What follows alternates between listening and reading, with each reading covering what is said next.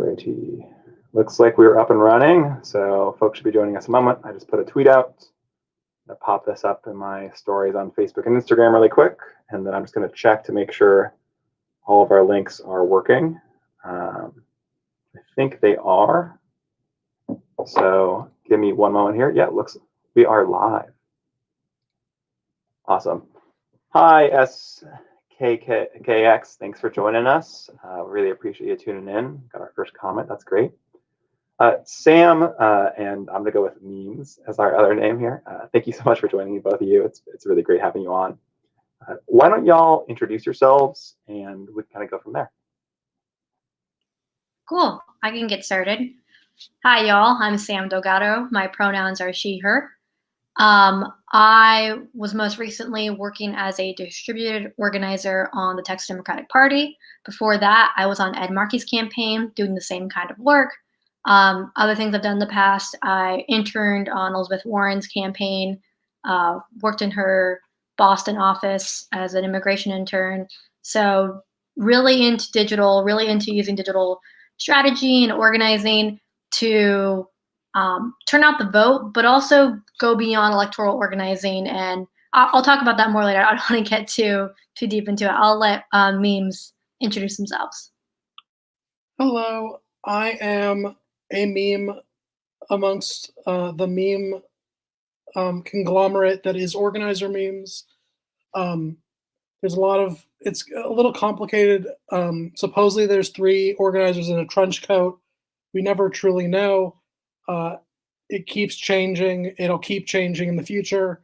But I am our lead meme maker and also the chief engagement person. And also, I'm the only person that has the voice out there yet. Organizer Memes is entirely anonymously run. So for anything that's talking, the other people, for their privacy, are silent. And I am a meme page specializing in the ups and downs of campaign life from people working at the bottom. So I think it's actually a great place to start. It looks like we got someone saying hi to you in chat, Sam, by the way. I think memes are a great place to start because they've become such a huge piece of internet culture. And obviously they've started to impact campaigns, as we've seen with the Markeyverse and other opportunities this last year or two.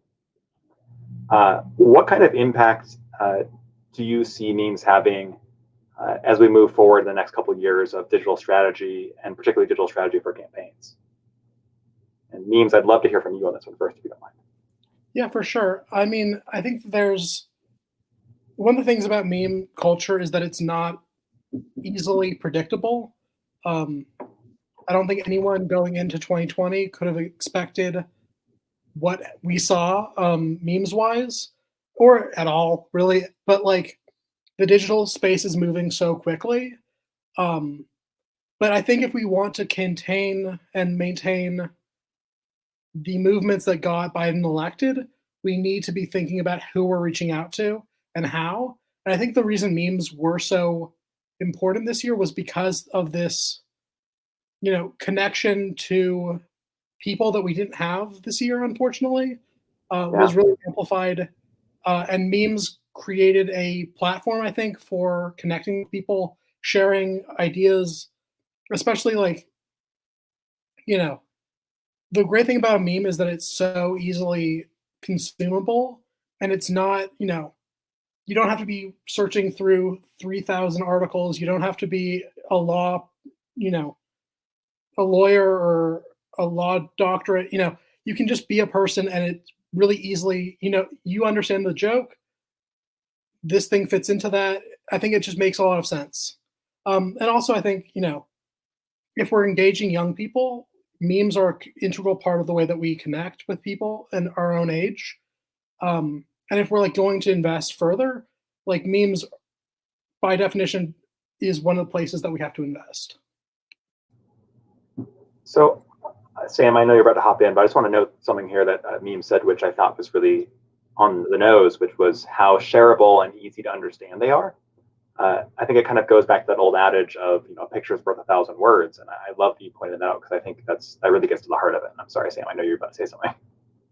No, don't be sorry. Yeah, just to add on to that, I think for me, in terms of um, how memes are going to shape, long-term digital strategy, I'm not really sure because, in my opinion, I think that memes are like the cherry on top, and you really need a solid foundation. And of course, memes are kind of like intergenerational, right? Of course, they're going to look different for each generation. Like my mom's going to share like Facebook-ish type memes, whereas I might share like a very weird niche kind of meme that really wouldn't make sense to somebody else who's older and probably really isn't that funny in the first place. It's just weird. Um, but I think that in terms of, when campaigns make memes, I think they're mainly targeting younger people. And I think before you make a meme, before you focus on doing things like that, you need to have some authenticity. Because, and I'll give an example for this, Ed Markey, who I worked for. I thought that the policies he had were strong, they were solid, and they represented me as a young person, particularly the Green New Deal. As someone who is young and has and will see the effects of climate change, it's important to me that an elected official is very bold about comprehensive climate policy. So that was what I needed first. If he had not done that and he just posted, and occasionally his team would post like really funny memes or really cool TikToks that I was just like, it'd make me laugh, they wouldn't be as funny to me and I wouldn't find them as enjoyable if I just did not see that the policy was there in the first place. So I think that's one thing that a lot of candidates forget, is that you have to have a really solid foundation, because young people can smell out in authenticity when you're not being real, when it's just kind of like you're doing it for the likes or the retweets, thinking that it'll get you the youth vote. It won't. Young people are a lot smarter than that. They need some serious investment in policy first, and then we can talk about putting funny memes out there, putting funny TikToks. And I'm all for it, but I do want to see strong policy first. I want to I totally agree with Sam, as I almost always do. I think people think of memes and they think of campaigns doing them.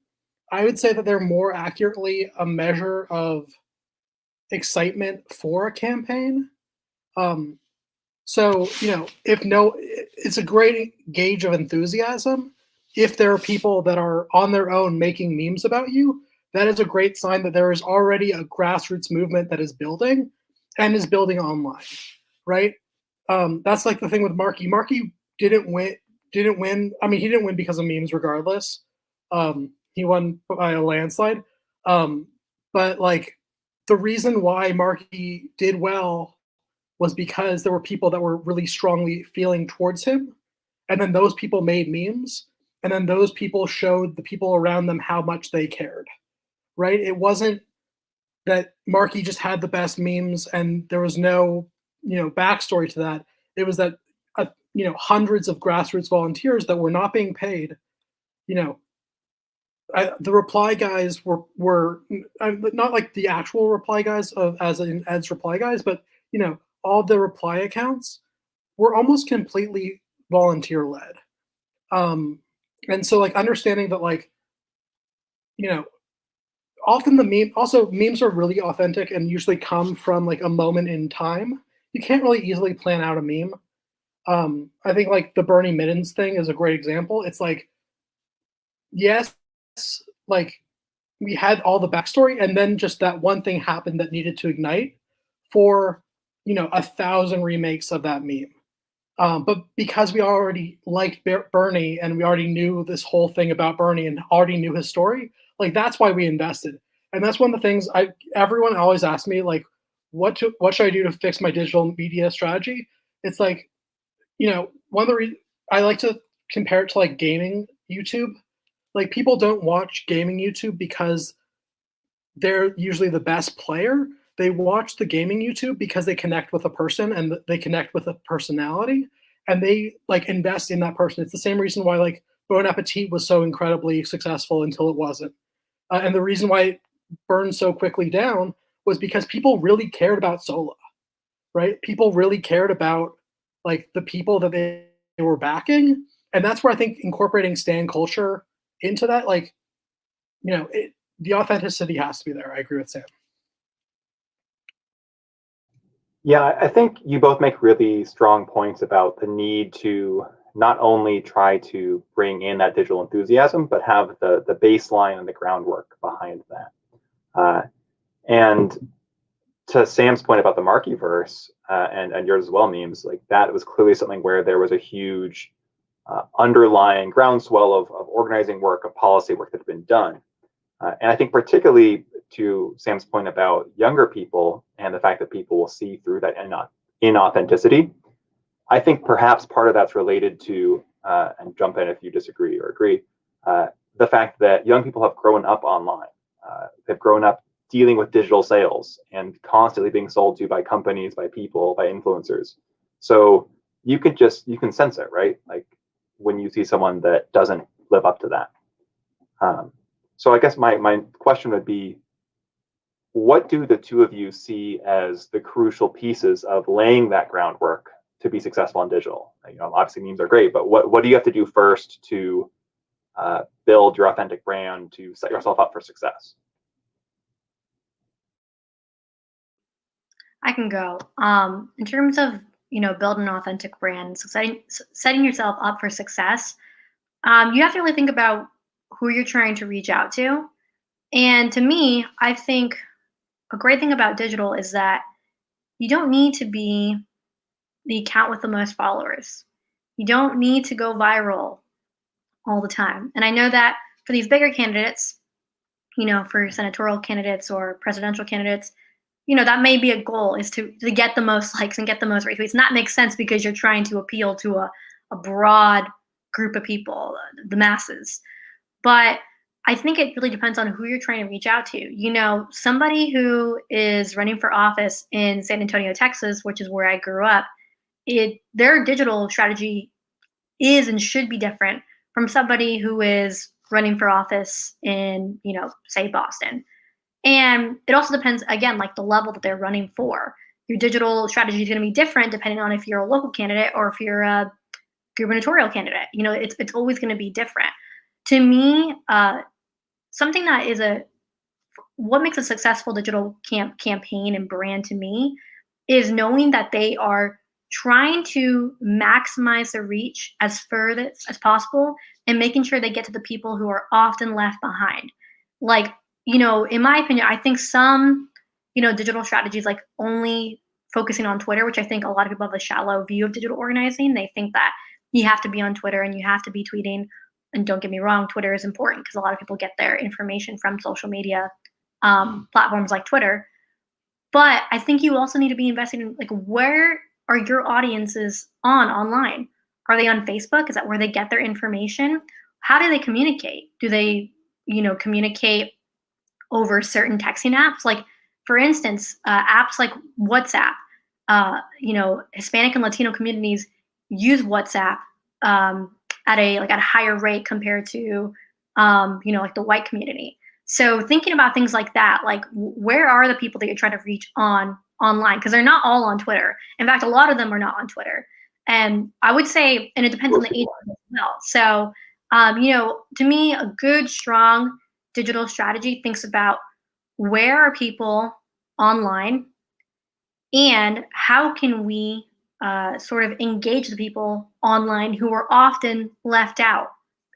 Because if you're only turning out the people who always come out, I don't think you're doing enough to engage with the community, because most often the people who are not turning out are the ones who are closest to the problems that are occurring in their community. So that's kind of what I would think. I don't know if that answers the question super well. No, I think that's great. And I think what you're getting at is that we have to address digital tactics to the same ways, in some ways, that we ran campaigns previously, which is you have to target. To say, who am I trying to reach to win this race? And let me target those folks with the content or the outreach that makes sense for them, whether that's door knocking or Twitter or TikTok or Facebook, whatever it is, depending on the race. To your point, whether it's a city council race or something else. Exactly. And for the record, I do think that I think every community, demographic is online somewhere, somehow. During the pandemic, it's very hard to not be. but some people are gonna be on different platforms more often or less often. So it's really about doing your research and figuring out where are people online and what is the best way to reach out to them in an organic and authentic way. I think also, and I agree with Sam, as I'm sure like every time I follow Sam, I'm going to say that. But like, I think it's also important not only to be aware of who you're targeting, but how are you actually reaching them, right? I think one of the easiest mistakes that are made on campaigns is that, and I think this is true of campaigns, and I talk a lot about campaign abuse on my Twitter, but like the transactional relationship that a lot of people go into organizing with is just hurting us every single time. If you go in and just every tweet on your Twitter of a state party or a campaign or a candidate, if everyone is give me money, or like come to this mobilize link, that is not digital engagement, that's digital advertising. And there's a difference between that. And like, the reason why I think, if you view the people that you're trying to reach out to as people that can give you something instead of people that you can bring in to like into a movement and then empower them. One of the things that frustrates me to no end is the fact that people don't reply to like their own replies. Like, no, that's a great opportunity to address the needs of your constituents. That's a great opportunity to change your campaign. And obviously, if people are being trolls, like, don't pay attention to that. But like the majority of people that I see are asking questions or are saying, how can I get involved? These are the ways. But if you just have, okay, either go to a phone bank or give us X amount of money, like that's a really narrow view of how they can help you. Yeah. And also, I think one of the things that the Markeyverse did so well was, okay, we have, at the beginning it was so few people. I remember being in I was not a part of the Markey campaign, but I was on the Markeyverse group chat, and I like was a part of the Markeyverse like digital organizing volunteer effort. And like, there were like 13 people when I joined, and suddenly it was like 50 people strong and just like constant messages. Like most people didn't know Markey very well on Twitter until like a couple months before, but there were a couple people that they trusted and that they knew who reached out to them, used, interesting, engaging material to bring in more and more people until you got, one of the most online successful campaigns of all time through just being, having engagement opportunities that weren't cut and dry, and listening to the people that were making the campaign successful in the first place.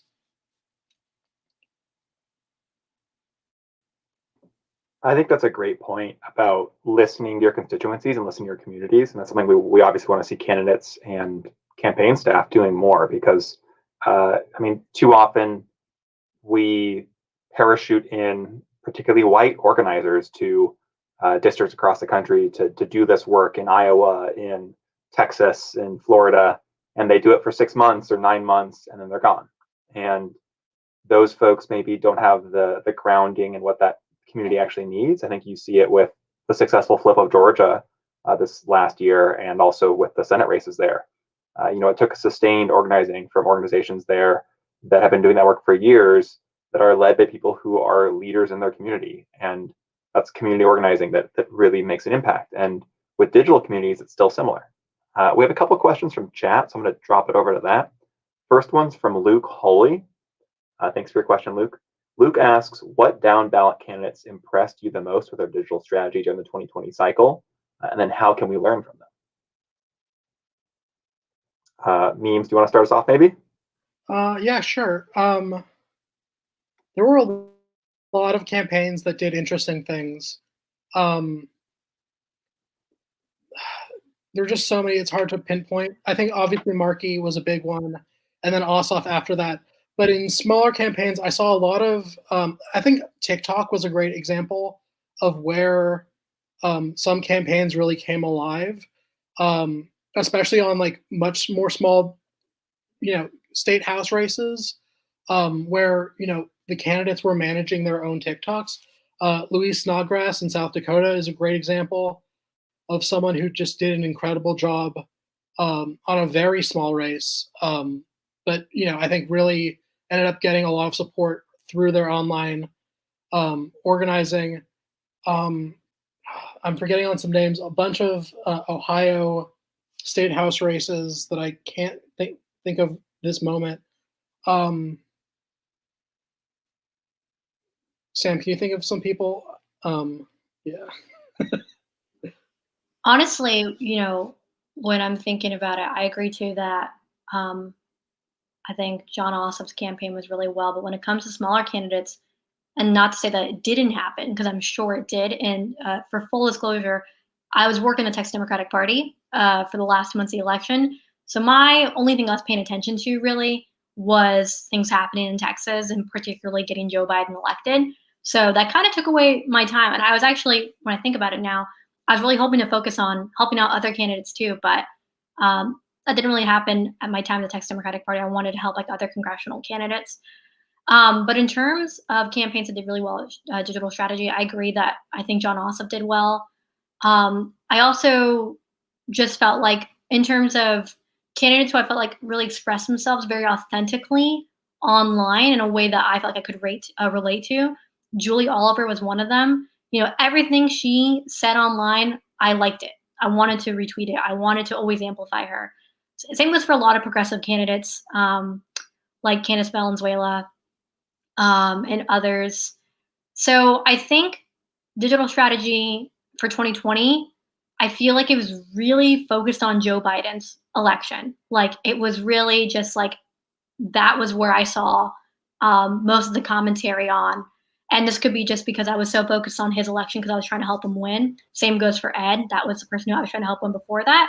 So, but I'm hoping to see down ballot candidates really lean more into that. And I'm sure they did. And I would love to see people in the chat say, who were their favorite down ballot, candidates who had great digital strategy, because I would love to see them. And I think that a lot of smaller candidates want to lean into that.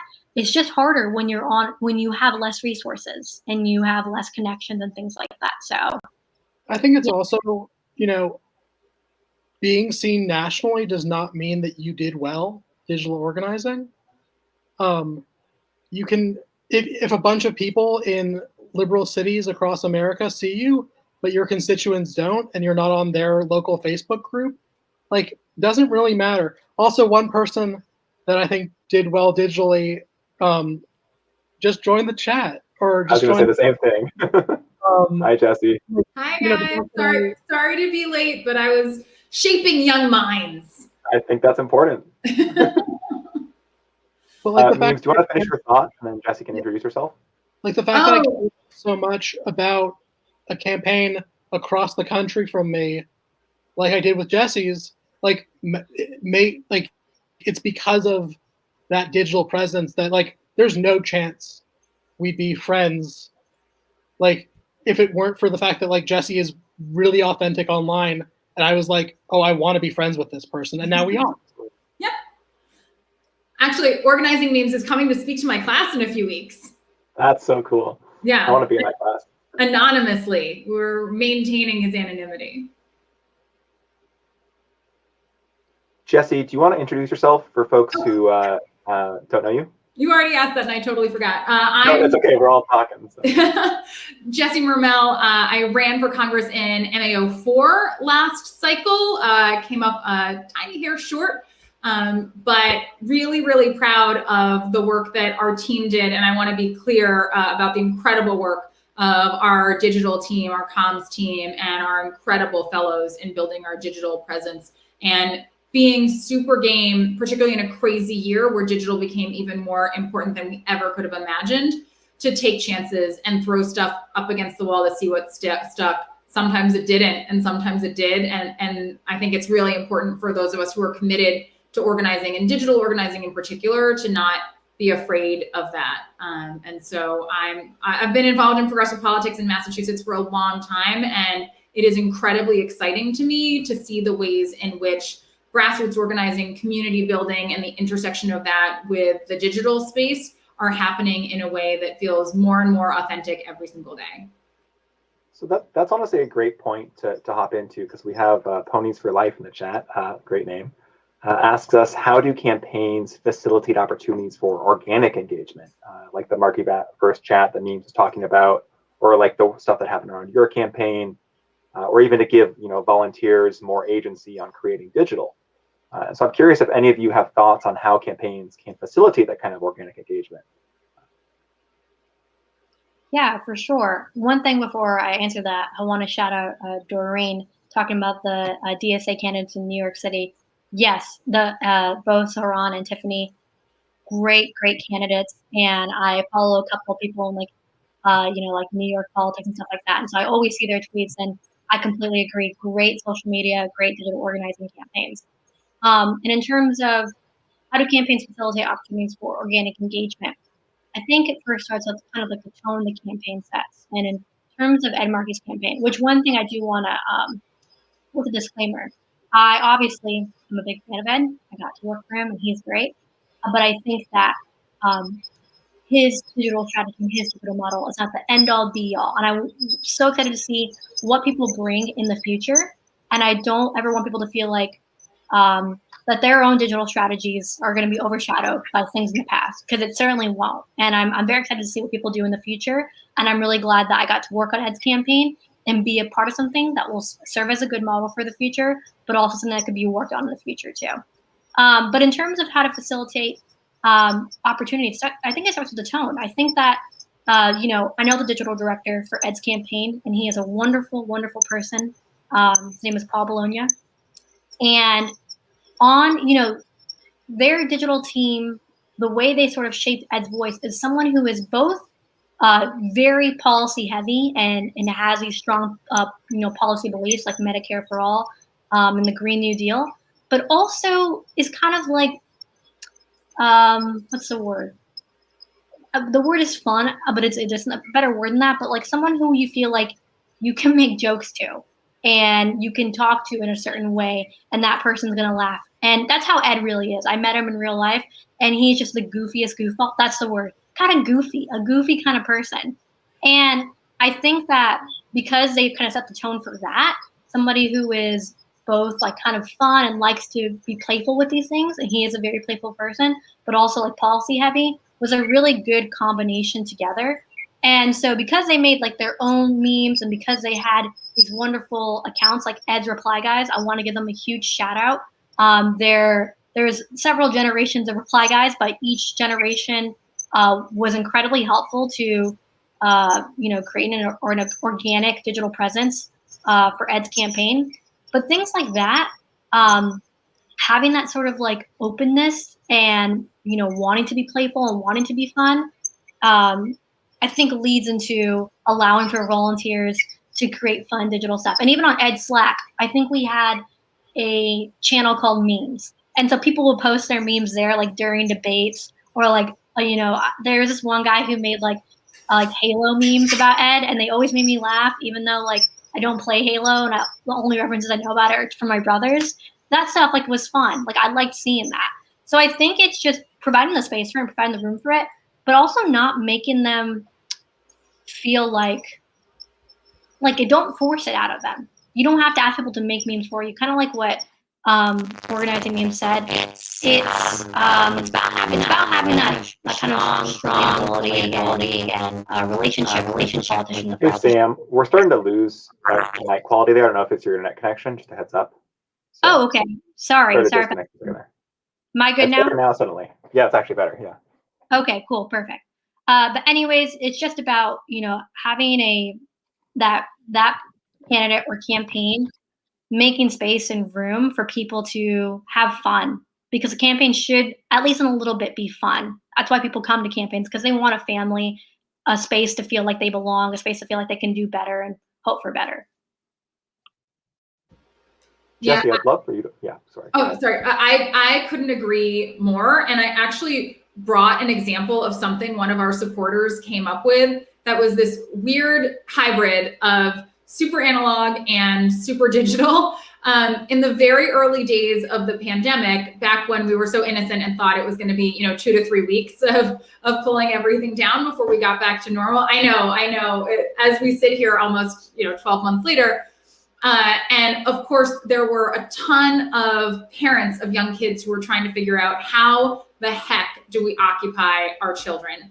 And so we had a supporter say, what if we came up with coloring book pages that we pushed out on digital, encouraged people to print out. And originally we said, mail them back to us and we'll use them to decorate the office. Ha ha ha, because we thought we'd ever be in an office. But it turned into very quickly, take pictures, scan them, share them on social, and we'll amplify.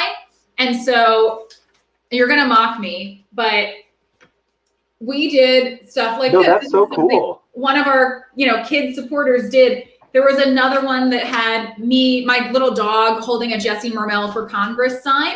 That's awesome. And what this did was almost a little bit of play on Elizabeth Warren's hybrid in real life and digital organizing strategy of the selfies, right? Because she knew that people would take a selfie with her and then post it on digital, post it on social, amplify it to their network, but then she also had an opportunity to engage, right? So great to meet you, love that story you told. And so when we would amplify stuff like this, inevitably the parent who's so proud of their kid is then taking it and sharing it, building community. We were very clear to make sure if someone didn't want to be tagged for privacy reasons, because we're talking about children, of course we wouldn't. But it was fun and it was organic and it was also so low cost and so low risk, right? Someone had an app that created this. It probably cost $1.99, right? Took a few minutes of their time to transform a picture into this. And if it had gone out and flopped, so be it, right? No big deal. But it was actually one of our best points of engagement throughout the entire campaign. And we had other campaigns throughout the country reaching out and asking how we did it and seeing how they could replicate it. So low risk and relatively high reward. And now I'm left with a really kind of creepy number of weird pictures of me. Well, and you really built a relationship with those folks. You made it very real for them and you let them get involved. I love that. That's really cool. Yeah. And hopefully created an opportunity for them to have a conversation with their kid, right? About what's Congress? Who's this woman who's running for Congress? We also had a few adults do them because it was stressful and coloring books can, help ease the tension a little bit. Yeah. I think that so many of those points of that, one example are things that I think one of the things that's so hard is that a lot of people don't understand digital. But there are so many points in that story and that anecdote, which it just makes, it makes digital sense, right? So you had a volunteer who just was enthusiastic. You had a new idea that the campaign ran with and decided to take a risk. You had unique engagement. You had something that, had to happen at the right place, the right time. You had, all these different things, if you can't, and that's, I think one of the things is that it's hard for people that don't understand, or don't have a authentic voice to begin with on social media, is that it's not any of these one things is going to guarantee you a perfect or even a good digital strategy. It's that when you have feedback, when you have a campaign that values feedback, when you have a campaign that listens to its grassroots, those are the things that then become possibilities. And then once that happens, there is so much room for growth very rapidly. But and that's, I think, what it keeps coming back to is if you're building the right infrastructure, things can grow and be built on top of that in any direction you need them to be. And they can switch up at a moment's notice. And that's why I think what's so cool about digital is that it's mostly free, besides for advertising, but it's also, if your digital media strategy for next week doesn't work, rewrite the digital media strategy, right? Yes. It's not this stuck in the ground. I think one of the things people made a mistake with this election, and why a lot of more campaigns we didn't see, is that they stuck to 2008 level what worked then, right? Because they didn't have feedback, they didn't have the volunteers making pictures of candidates like that. And so they just kept doing, the fact Here's that a blanket post. the fact that they had a Twitter at all was their digital marketing, right? And that's why I think Jesse did so well, especially online, was that you took risks and were interesting and were engaging in a way that like very few other people were. At least. And let me be clear, not all those risks paid off. Like, we had some flops, and I'm totally okay with that, right? Like, no risk, no reward. And thankfully they were low stakes flops. Yeah. But I don't see any shame in that at all. We learned. That's how we made better stuff down the road, by flopping sometimes.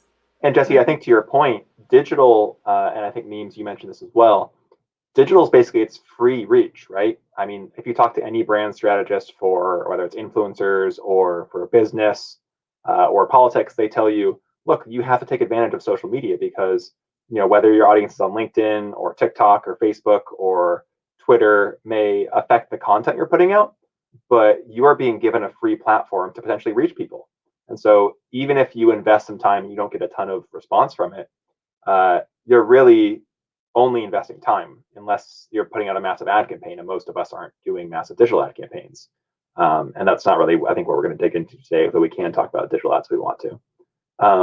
To follow up on that question, Vincent Martinez had a really good question, which is, how can we ensure that this does get prioritized, that digital is prioritized moving forward? Because obviously 2020 saw the pandemic, and that's continuing into 2021. But it's possible that some campaigns are going to want to run away from digital in 2022 and beyond, because they're going to go, oh, we want to get in-person campaigning up online. How do we make sure that digital doesn't take a back seat? For sure. I can talk to that. And first off, I just want to say hello, Vicente. Thank you so much for coming. Me and Vicente were co-workers at the Texas Democratic Party. So I'm so happy to see you here, and it's a great question. I think to answer the first part of your question is, how can we ensure that digital organizing is taken seriously going forward? The first is that people are getting their information more and more from social media. Like, there are studies done that show that it's a large percentage of Hispanic and Latino people who get their information from social media websites like Facebook, like Twitter, etc. And when you have that like in the forefront of your brain, you realize like you can shape literally everything online. Like, that is why that misinformation is so rampant, because it is so easy to basically tell lies on social media. We need to do the opposite, of course. Do not lie to people. Tell them truth, and tell them and show them how progressive policy can impact their lives, and how regressive policy and a lot of these policies implemented by conservatives and Republicans have made a serious impact or detriment to our communities and to us as individuals, no matter who you are in some way or another, unless you're like, I don't know, Jeff Bezos. Policy affects our lives and affects our day-to-day being.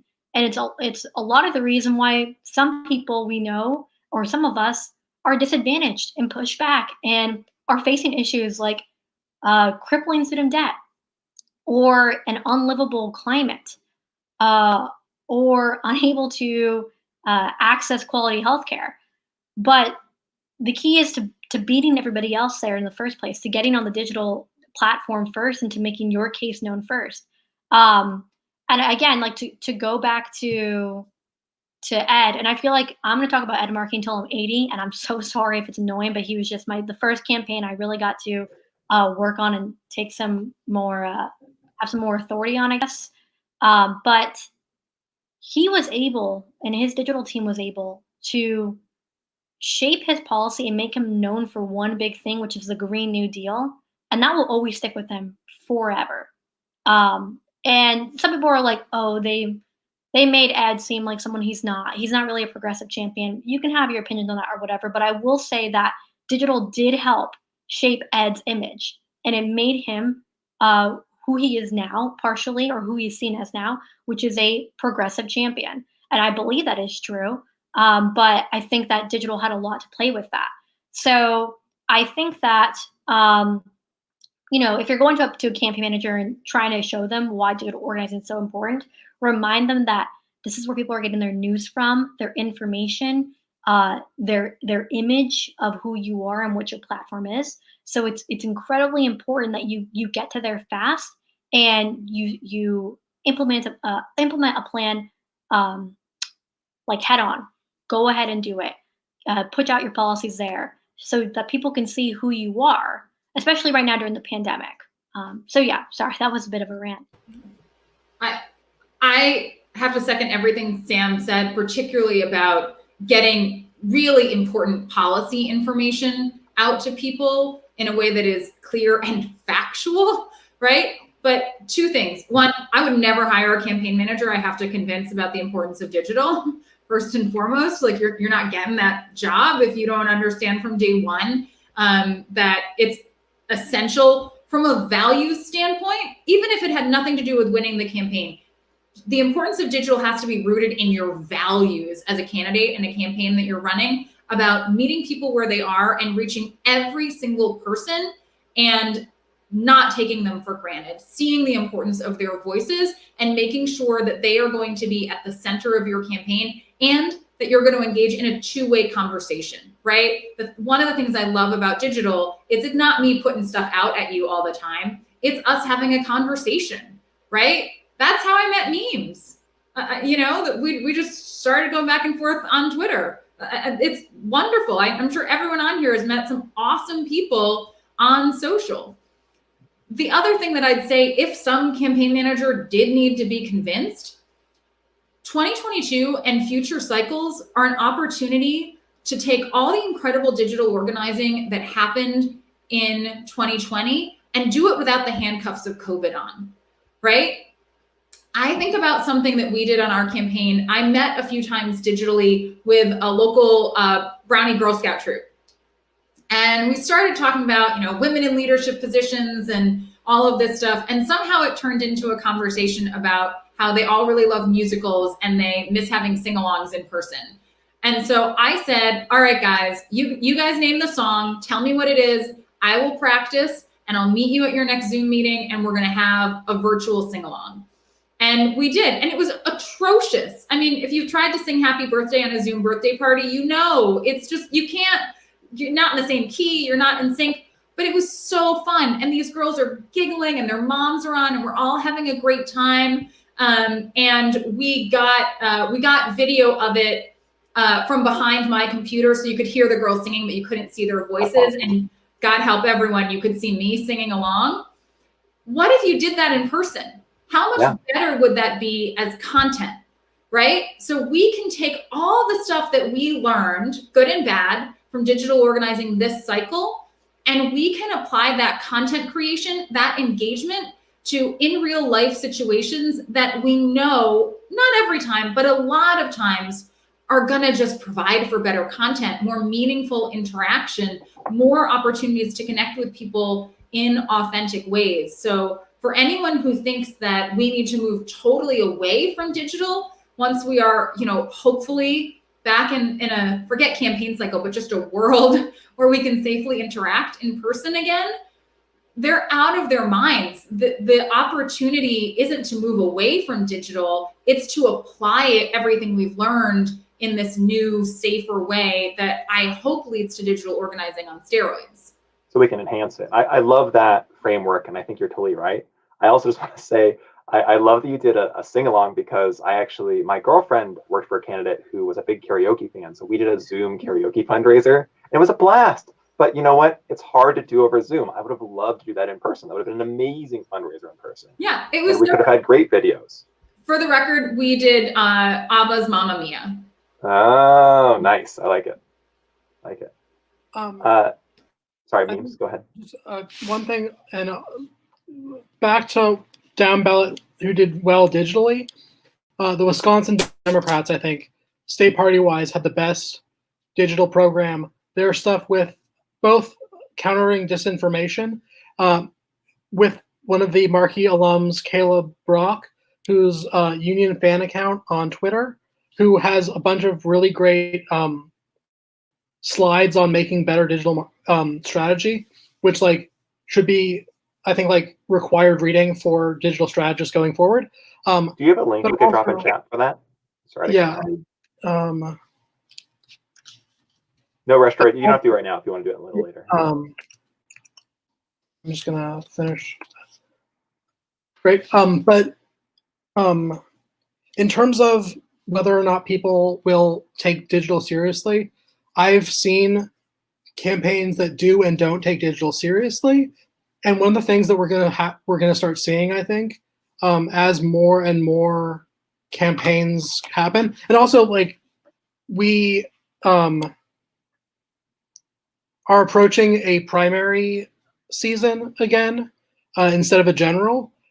Like work for campaigns that are doing good digital, but also like as more and more digital becomes important, and as it becomes more and more recognized, and we get better at it, like we're going to have a kind of I believe at least Darwinian thing going on, where we're going to see more and more digitally adept campaigns win.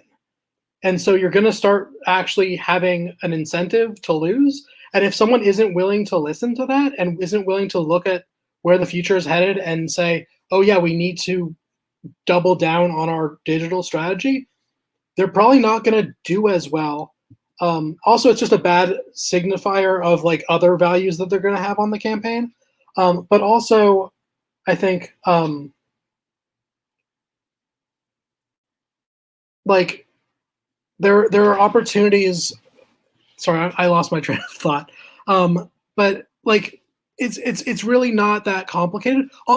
This is it. Bring receipts. If you're going up against someone who doesn't understand the importance of digital, show them how many free views John Ossoff got on TikTok. Show them how much money the Blorjaverse, who are some people that came from the Ed Markey campaign as volunteers, digital volunteers, who were used to dropping Ed Markey links on every piece of news that related to Ed Markey, and dropping text banks and phone banks and volunteer shifts. They then switched to Georgia, and they raised more money than the Lincoln Project did for Georgia, right? Like, show these examples of good digital organizing, and if these people really don't think that it's worth the effort, like, that's on them at that point. And I think you're totally. I think what you're saying is completely right, and it also lines up exactly with what Jesse was saying about, look, digital can enhance things we're doing in person. Bottom line, it's organizing. It's just organizing in a new space with free tools for us to use that give us more opportunities. And when we can line up our field organizing with our digital and everything else we're doing, there's huge opportunities for organic growth, and also for things to work together and build off each other. So I think you're all spot on that. The one question we had earlier in chat that I've been meaning to ask, and we've been just talking about other things here, is about policy versus kind of non-ask pieces. It looks like we lost Meme from it, so hopefully they'll be able to join us again in a sec. But like, how policy heavy versus other topic heavy digital should you do? How do you balance that with something where you're obviously building an engine that pushes people towards asks in the end, usually?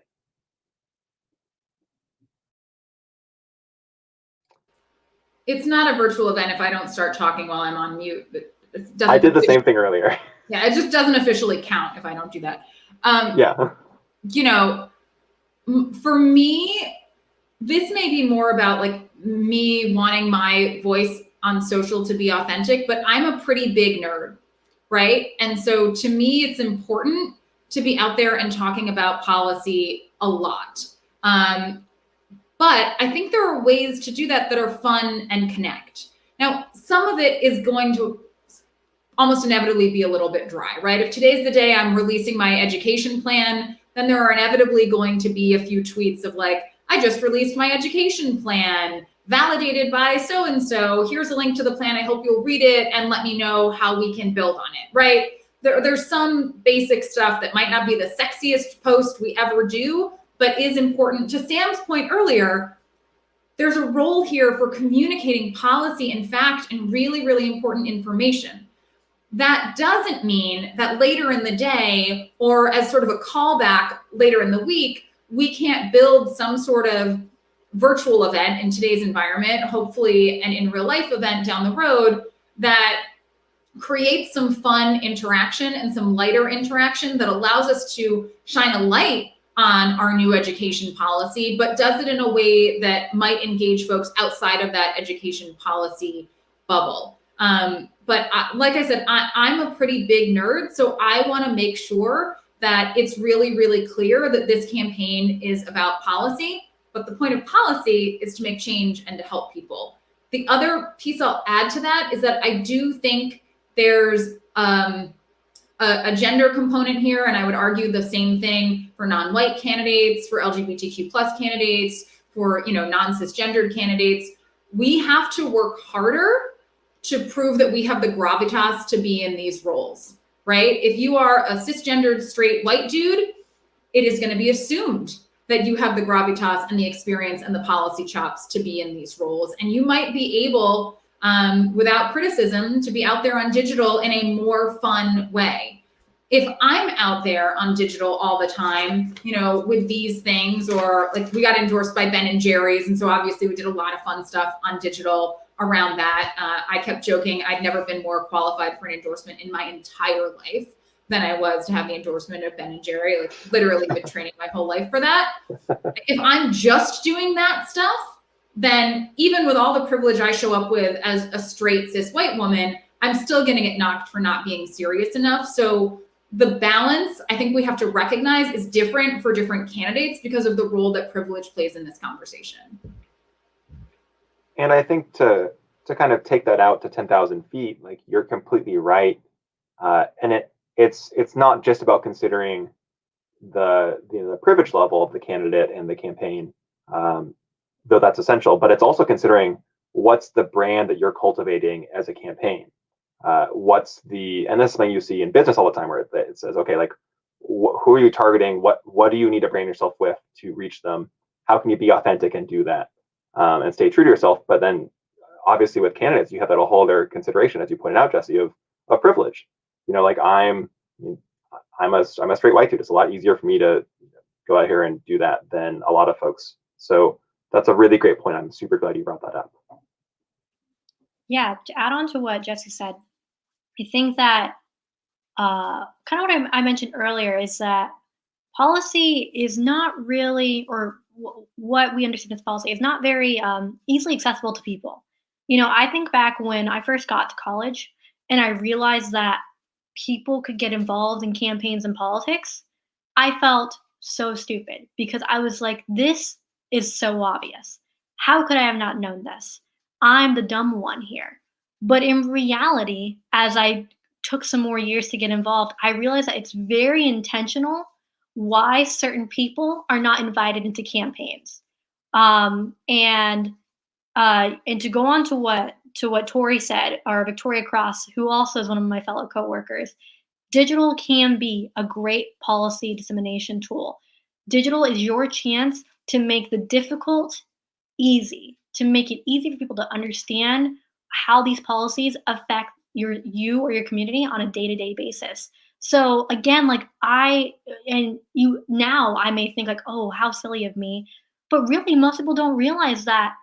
For me personally, my the high school I went to was basically 4 schools on one campus back in Texas, and it was really packed.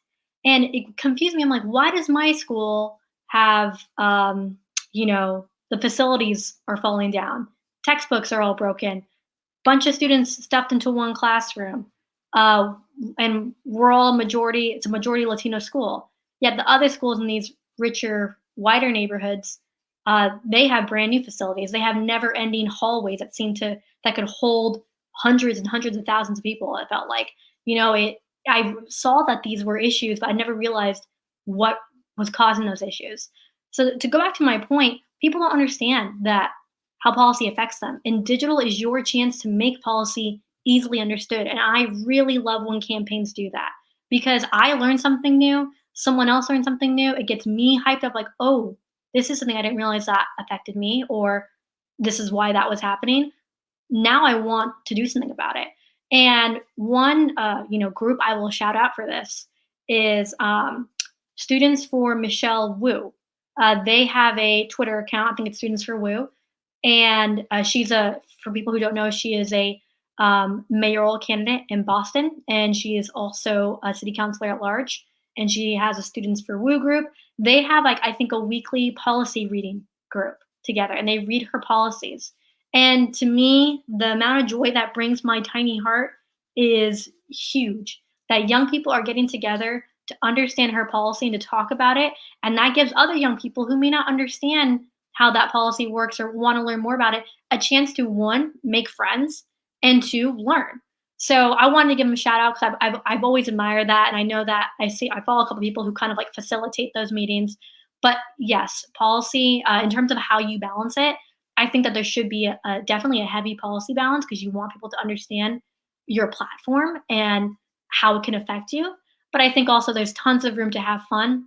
Before I keep rambling, I'll give one example of what we did on Ed's campaign. One day, this young woman, made a video of her doing Ed's desk ad, where it's like, I'm Ed Mackey, I'm running for Congress, the one he did in 1976. And she did it. And that got a bunch of people to do it. And then there were literally over 100 videos of people making Ed's desk ad. And it was so fun. It was just a fun digital moment. And it was actually pretty funny because I'm subscribed to Movement School's emails, their newsletters. And they were like, check out this video of this funny person making a Ed Markey desk ad. And I clicked it, and it was my Ed Markey desk ad. So I was laughing my butt off seeing that. So again, digital can be fun, but I strongly believe in a heavy policy perspective from that and making it accessible and not elitist, like Vicente mentioned. I once again agree with both of y'all 100%. Also, I think just one thing, and then we can move on.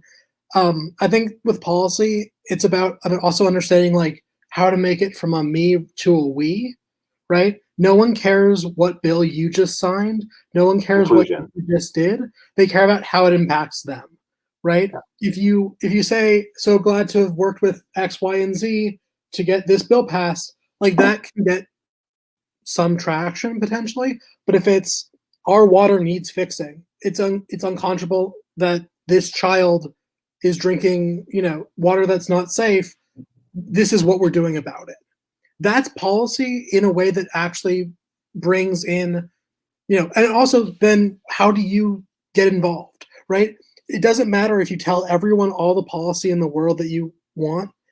I mean, it's great if, we have a super well-educated electorate, but if that isn't also sparking people to push candidates that aren't doing that to be better, if it's not also showing, the larger picture, that's the part of, I think, social media that really can be so powerful when it's well used and so rarely is. And to Memes' point, and also Vicente and Doreen's points in the chat, it's so important that we center accessibility and that make these things inclusive and accessible to folks, whether it's people who, can't make it to an in-person event or someone who feels intimidated, like Sam did, coming into organizing and coming into politics. And as Sam pointed out, a lot of that comes back to who gets outreach done to them. And often that's white people. That's folks who have money, who have power, who are traditionally included in the political conversation. So I'm really glad we're talking about privilege like Jesse did. And so thank you all for addressing that in different and unique perspectives. And thanks to the folks in chat who are adding to that. Another question that I think we've somewhat answered already, but from Nobility on Twitch says, has the cloud that is national politics permeated politics to such a degree that digital has or will surpass in the near future door knocking in local and municipal campaigns? And I know we talked about the fact that in-person organizing and digital should be congruent and work together, but I'm curious what y'all think around as far as the capacity to put resources towards it. Do you see digital taking away from maybe in-person campaigning somewhat too? If I guess I'll start with that. Short answer, no. I don't think that digital can take away some of parts of campaigning, like door knocking or canvassing. The example that I'll give is that for some people, answering a text or answering a phone call, that can get them involved. I talk about the Hispanic and Latino community a lot because I am Hispanic and Latino.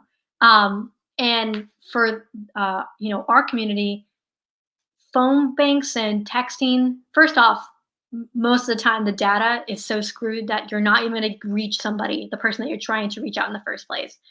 Data on, at least from what I've experienced, my time at the Texas Democratic Party, our data for our Spanish speakers and for Latinos was not great.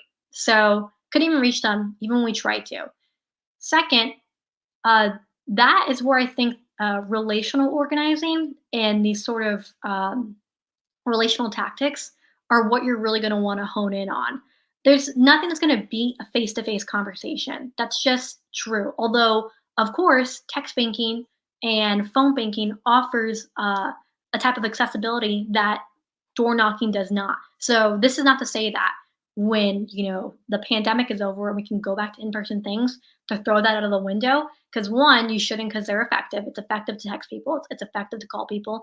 But two, you provide more opportunities for people to get involved who are not able to door knock or who are just simply uncomfortable with doing so. And those are completely valid reasons. Not everybody needs to be an amazing door knocker and great at face-to-face conversations.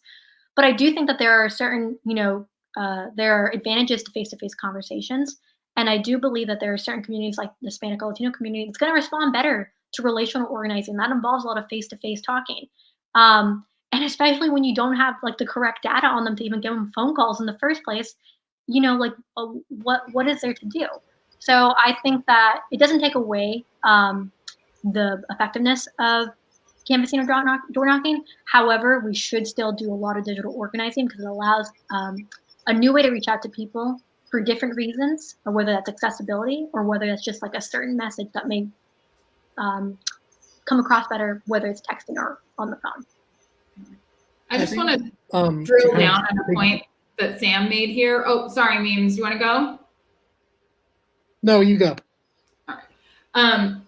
Sam made an important point here, I think, about both and, right? And the unique opportunities that each form of organizing and contact allows for. There are some real pluses in the digital organizing column, right? But I'll tell you my own experience from running a campaign that had to completely shift in March from a campaign where our strategy was for me to be in as many places as humanly possible, connect with as many people in person as humanly possible, all supplemented and amplified by a strong digital strategy, to what we lost in our ability to make connections when we only had digital to rely on. So, we've all been to events at some point, and those conversations that happen before the event starts or in the coat room when you're grabbing your stuff afterwards, that just can't happen on Zoom, right? So I will never forget till the day I die, an event that we did in Sharon, Massachusetts, where we had, 30 people there, and there was lots of Q&A afterward. But this woman came up to me afterward and told me one-on-one about walking into her 19-year-old son's bedroom and finding him dead from an opioid overdose, and sharing in an incredibly personal way what that had meant for her daughter, who was also high school age, and some of the policy failures that she thought, if corrected, might spare some other person and their family from going through this. And she was not comfortable bringing that up during the Q&A. And I can guarantee you, she never would have gone into the chat and shared that story either with the group or with me directly, right? That was a moment that could only happen in person. And this happened to happen at an event. You could very easily see it happening on the doors. And I will tell you, it not only formed a connection between me and this mother, it was a really valuable policy conversation for me. She brought up some stuff that was smart and I hadn't thought about before, and helped to inform us writing our policy around opioids. And so, as committed as I am to digital, and as certain as I am that it has to be central to any strategy moving forward, I think whether it's a municipal race or a congressional race or a race for governor, there's something about in-person organizing that, at least with the technology we have right now, you can't recreate in those very private, quiet moments that we just haven't figured out how to do on digital right now. And they might not be at the type of scale that you see showing up in your ones or twos at the end of the day, but I think they're also incredibly important for the campaign. And I'll say, as a candidate, really, really important in terms of just fueling yourself and making sure you understand why you're doing this in a long, grueling process. That's a great point about that connection with community, and to really have those deep connections. Like, we're not going to get that in a Zoom breakout room, probably. Like that. You're totally right. I'll be quick on this. I want to be cognizant of time. And like, let me preface this by saying, like, I love digital organizing. I consider myself at least partially a digital organizer. I got started on Twitter because I was volunteering for the Hillary Clinton campaign, and they asked me to do so. I did very little on it, but like, the reason that organizing memes is what it is today and really exists is because I was doing field, and I was knocking on doors. And every time I knocked on doors, or when I was registering voters, right? After every time I registered voters, I'd tweet, just registered X amount of voters. And this was on a college campus, right? So my friends knew and began to trust me with voting registration. They knew that they could come to me. And then I went into the real world and got them to register to vote and got them to canvass, right? If you just view it, and obviously right now you have to just view it as digital or field because it's very, very hard. But like, if I was a campaign manager, which, oh God, but like, I would have at the beginning of in every office, people would come in for the canvas, and there's always that weird time before things start up when like the organizers are kind of racing around and like people are kind of like not doing anything fully. Like, that is the perfect time to have everyone download your relational organizing app and text 5 of their friends, right? Having them on Twitter tweeting about the great conversation, or on Facebook, and then asking them, where do you get your news? Where do you get your things? I've found that Facebook groups are super niche, but very effective if you use them correctly, especially if you find members of that community that are regularly interacting and get them involved, right? So like, if you can get into a cat lovers of Washington State District 3, right? And then I'm in that group, for the record. Like, my favorite group from Biden that I will never leave, even though I've left everything else, is Suburban Housewives for Biden. It has great content, and like, having a message for that person that then they can put into their own community is like, we don't have to build a boat every time. These organizations, these communities already exist. It's about tapping into them authentically and like providing opportunities for them to get involved.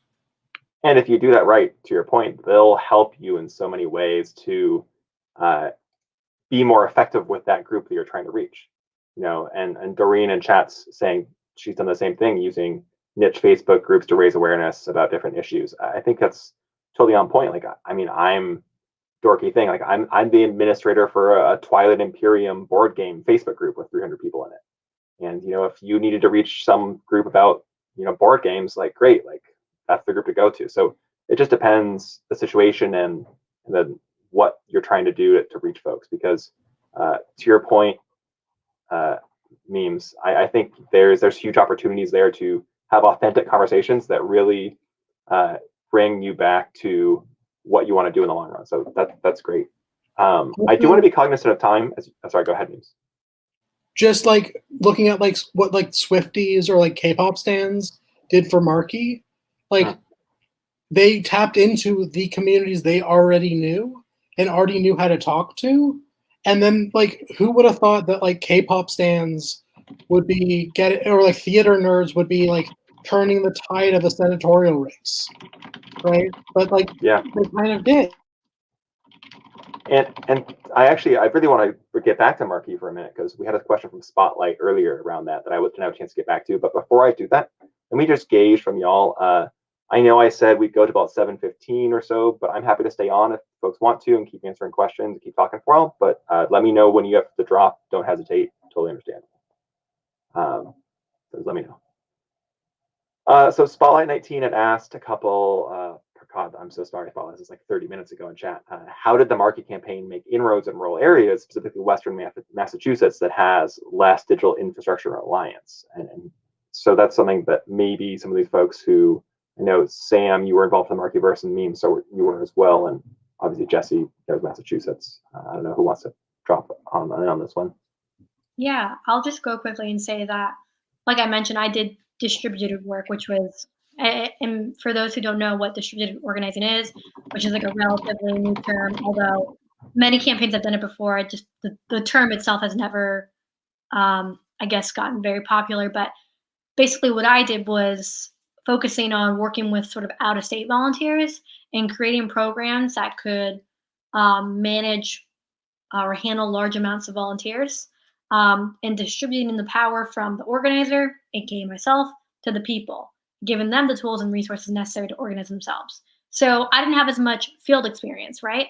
But what I will say, and it's not going to be a very helpful answer, is that I know that our Western Mass team, the people who covered West Mass, were some of the best organizers there could ever be. Like truly did everything they possibly could to work with groups there, to work with community leaders, to get people out at these phone banks. Because obviously, Ed Markey's campaign did no in-person campaigning once the pandemic came.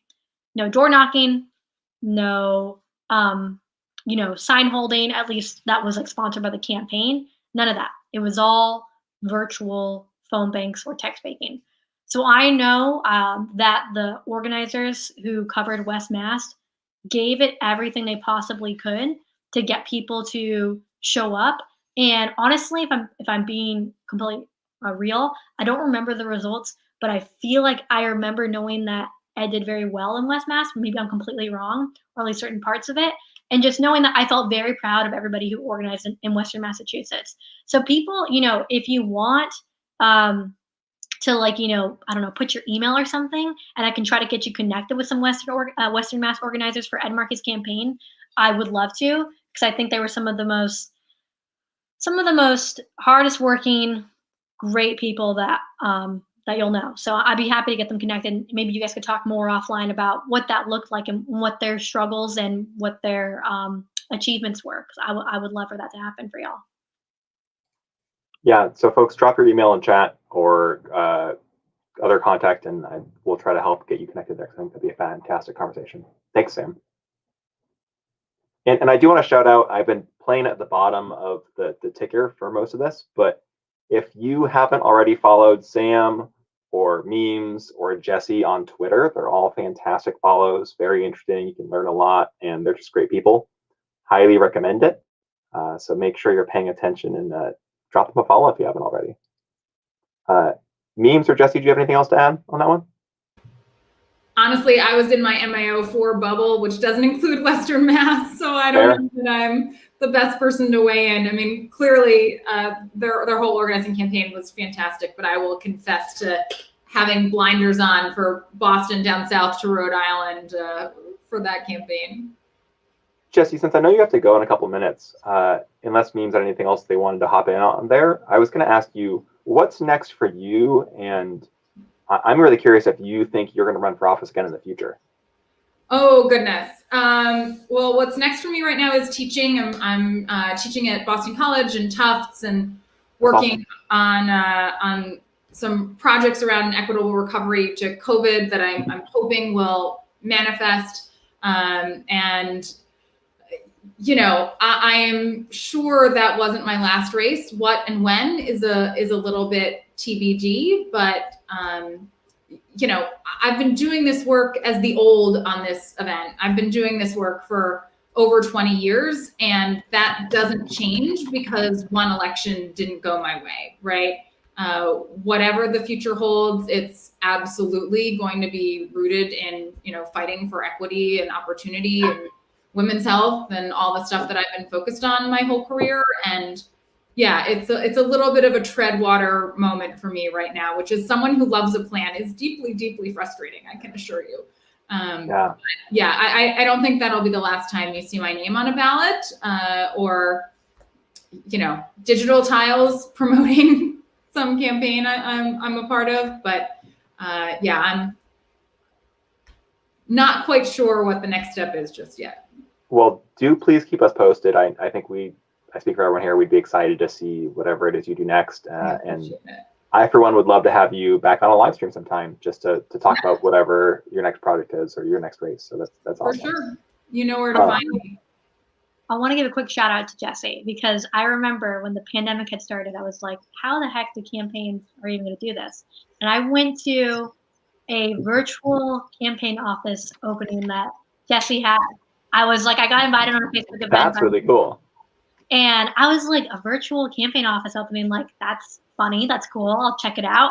So I went, and I stayed the whole time. It was you, and it was Congresswoman Ayanna Pressley, and it was just it was really, I felt like, to me, I was like, this is kind of nice. Like, I enjoy getting to see them just talk to each other, and I saw the coloring pages too. That's where I remember them from. So I thought I just want to give you a shout out, because I remember those were my very first digital events during the pandemic. That was probably the first one I went to. So shout out to you on that. That was how I got to know you as a candidate, and so glad that we were able to talk today.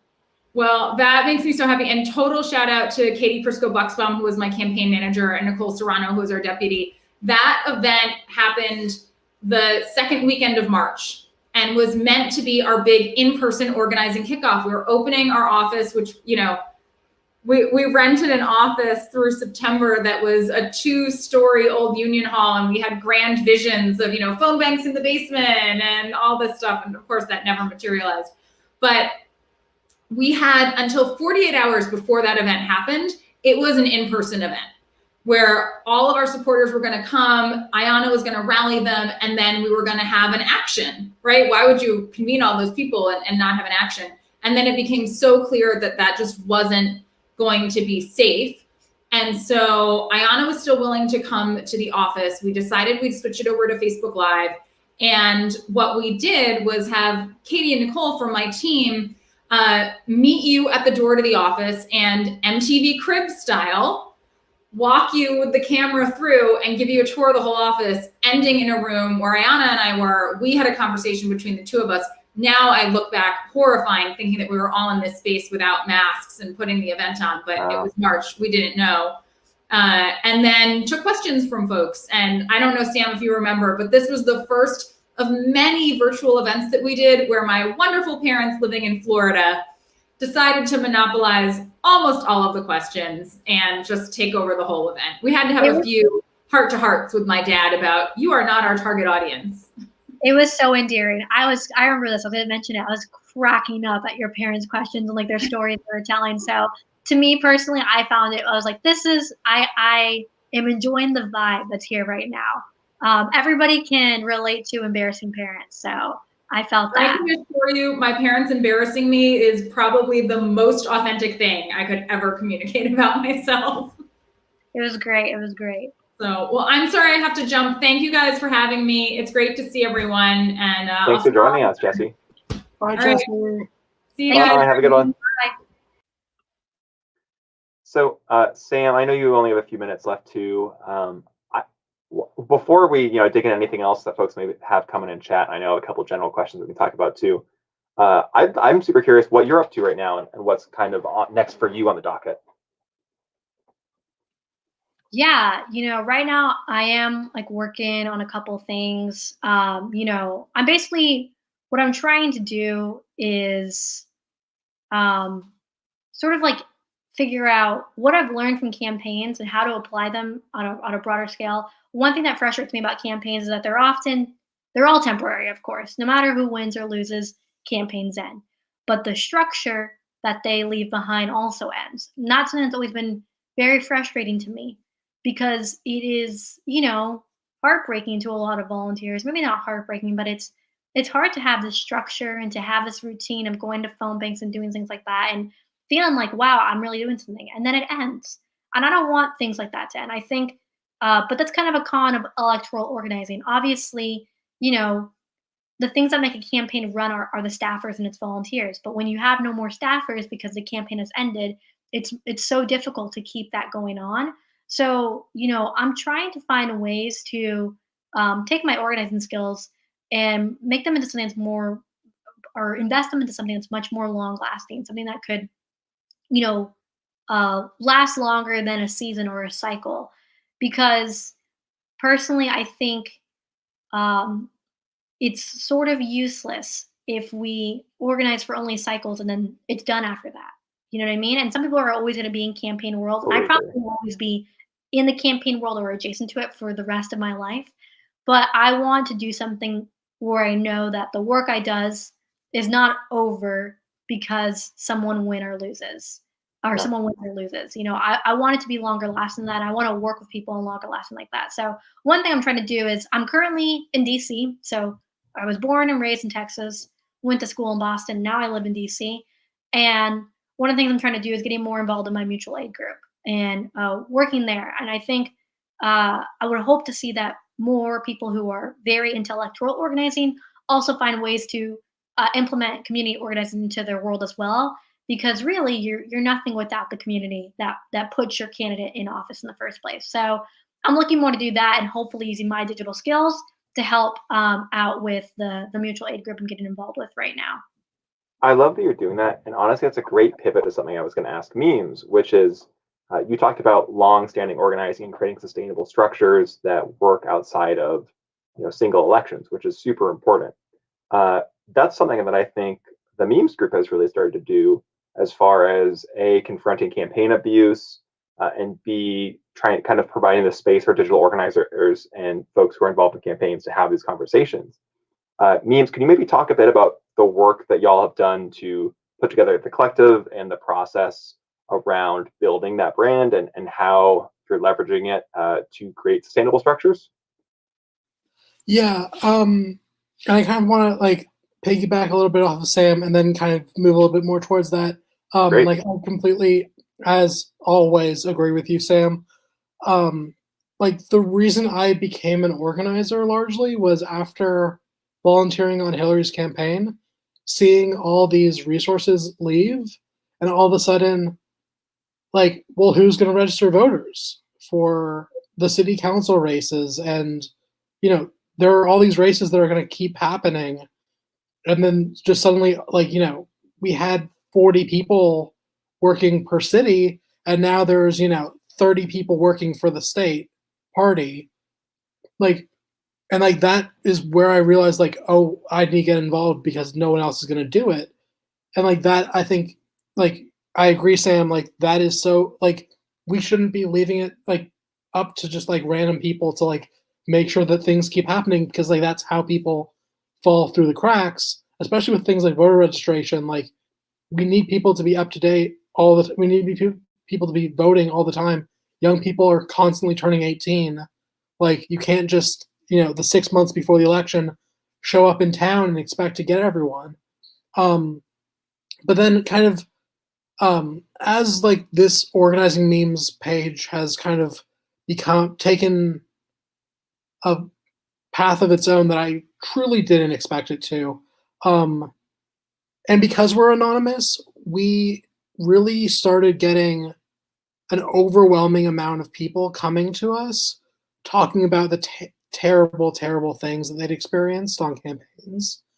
Um, And I think, one of the things, campaigns are very, you go to one, you go to the next, unlike, if you kept having issues in a job that you had for 5 years, at some point, there's a case, a thick case file on you for HR versus if you go to one campaign to the next campaign to the next campaign, if you do bad things, it's much easier to kind of just have that slip away as you go to the next thing, as you build power.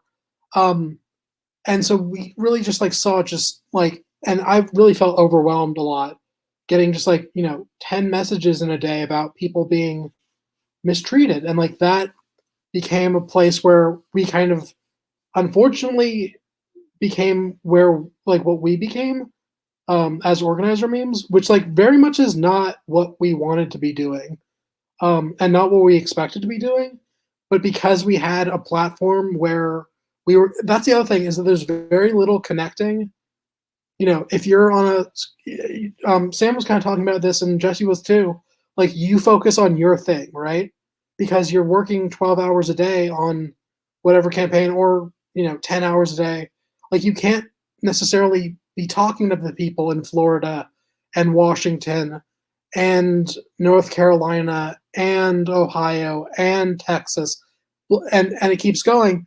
So it's this sense of isolation you get, which Organizer Memes has kind of helped a little bit with, and I think is why we've done so well, is that we've connected people and we've become a job board. We've become I have a question about which program is better, can you post this? But then also it's become a place where people can kind of let off steam. And also we tackle the harder things. Our memes are not very pro-establishment. They're not very pro campaign culture, which is that's one of the things that I think is so frustrating about authenticity, is that everyone's tweets are so sickly sweet when the reality is not that way, right? No one's allowed to say my campaign isn't treating me well. That hurts your brand. It hurts your chances at a job. And so about 3 months ago now, post-election, I posted, not thinking I thought it was going to get 5. This is the story of organizer memes. I always think that it's not going to do well, and then the response to the thing that I do ends up overwhelming me. So I posted what's the most fucked up thing you've had happen to you on a campaign? And I expected 3 people to maybe send me things to post, and then I anonymously posted them. We must have gotten 350 campaign stories of varying degrees, from just embarrassing moments to things that we couldn't post. And we're it was a really rough couple days for me, just sorting through all these things.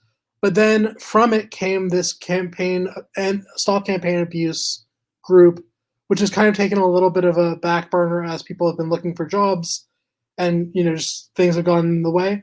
But we've been organizing group chats and events to kind of help hold organizations accountable. And it's really, I've gotten so many responses from people saying, thank you so much for posting X thing. The exact same thing happened to me, and I thought it was just my fault, or it was my it was just a thing that doesn't happen. But oh wow, this is a systemic issue. And that's the thing, is we are dealing with a systemic issue of abuse on campaigns. And if we're not honest with ourselves about that, and we're not actively trying to fix that, it's going to keep continuing. I don't know. There's a lot I could talk about with it. And also building the brand. That's one of the things also, the memes that do well are the ones that people feel in their heart and are oh wow, that's true, that's me, that's the whole thing. But I don't know, there's so much community that can be made if people give energy and intention to it. And that's where I think it's been really beautiful to see with organizer memes, and why we've been so successful is just like, I care. I answer everyone that messages us gets a response pretty much. Like we really try to be taking care of people, and also like, you know, I'm there for people. If you want to be retweeted and you need something to be shared with the organizing community, like DM me that tweet. Like 9 times out of 10, I'll retweet a signal boost thing that needs, you know, more eyes on it. Like, it's not to steal from one of my favorite candidates who also, for the record, I think had a digital strategy that before digital strategy was cool, or a good one at least. It's not me, us. Like, there's such an importance of like us lifting each other up, because that's really what's going to fix these campaign abuse issues. Along with, you know, bringing these issues to light and actively organizing to fix them. Also, I just want to shout out, like, stop not paying interns. If you have the opportunity to pay your interns, like, that is so incredibly important. And also, interns are so important to digital organizing. Like, having young people at the table that you are listening to and not exploiting makes your digital strategy so much better, because when you have like a culture of joy, that comes out in the digital.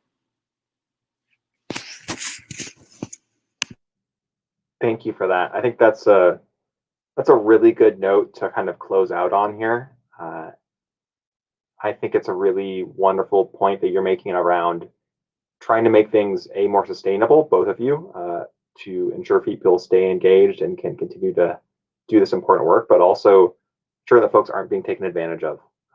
And, you know, as someone who, I mean, memes, I don't know how old you are, but I'm just about to turn 29, so I'm a little bit older. You know, when I was organizing in college, all internships were unpaid, and it's, you know, I know it's hard to see it, but you know, I can see it in, you know, 12 years of organizing. I can say, look, we've made progress on that.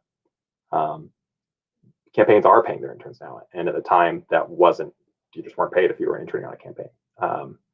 And frankly, I think there are some good things that are happening there, and no, they're not happening fast enough. But you know, we have unions now for some campaign staff, so we got to keep pushing. We got to keep building. And I think you're totally right with the Bernie Sanders reference with "not me, us." You know, Harrison on Facebook saying the same thing. So thank you for that and for the work you're doing around that. I think it's really incredible and very needed. So thank you. And if either of you have closing thoughts or want to, you know, shout out anything right now before we tune out, please do. I think something I just want to I guess leave on is that, first off, thank you for having me here. I always love talking about digital and digital organizing in particular, and it's great to discuss it and get to answer questions and talk to people in the chat. But one thing I would like to add is that I hope that in the future with digital organizing, we're always thinking about how can we reach out, like I mentioned in the beginning, how can we reach out to the people who are often left out of the conversation? And how can we find them in the digital realm, in the digital space, and engage them, mobilize them, make them supporters, make them volunteers, and serve them in their community as well. It's not just about, you know, them voting for us. It's about what can we do for them. So I'm hoping to see the ways that digital organizing really, really maximizes outreach to people who are often left out of the conversation, and how we can figure out things to do digitally to help serve them as well and to help serve their communities. So yeah, I'm excited to see where digital organizing goes in the future. Yeah, I also want to thank you. This has been really cool. One thing that I haven't brought up that I also think is going to be important, join a union. Yes. The campaign unionization movement is like really getting going. And one thing that I didn't know until recently, and one of our partners that we've been working with a little bit, is the Campaign Workers Guild. They have a $10 a month, like, you can join the union even if you're not currently employed, and they are helping unionize across America. You should join that like today. I'm joining. I'm going to be doing like a whole live tweeting of my joining the union. That's so cool. Also, like follow all of us on Twitter because there's so much to do, and like the more people we have in the fight, the more we're going to do things that are effective and important. Awesome. Well, thank you everyone for tuning in. Thank you, Sam, Jesse, who is now gone, and Memes for joining me today. This has been wonderful, and really appreciate y'all taking the time. And everyone who's tuning in, subscribe to the channel, subscribe to us on Twitter, or follow us on Twitter. God, I'm mixing it up. And don't miss the next one. We'll probably do more of these in the future. I've been doing these about twice a month. So yeah, turn notifications on, follow us on Twitter. Everyone's doing good work. And Sam, Memes, thank you so much. Really appreciate y'all. We're gonna end it here. Bye all. Stay safe. Yeah, stay safe, stay healthy.